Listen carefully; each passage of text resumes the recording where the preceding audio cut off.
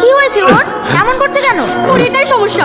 2 বছর আগে একটা থ্রিজিনিস থেকে ওনাকে উদ্ধার করা হয়েছিল, তারপর থেকে অনেক চিকিৎসা করার পরেও ওনাকে সুস্থ করা যায়নি। গতকাল রাত থেকে আরো বেশি হয়ে গেছে। Side please.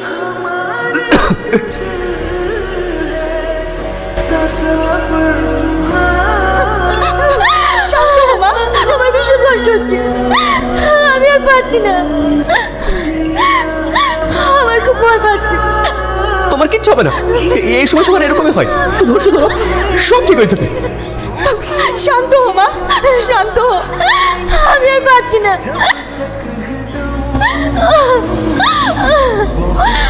স্যার সরি, আমরা মা সন্তান কাউকে বাঁচাতে পারিনি।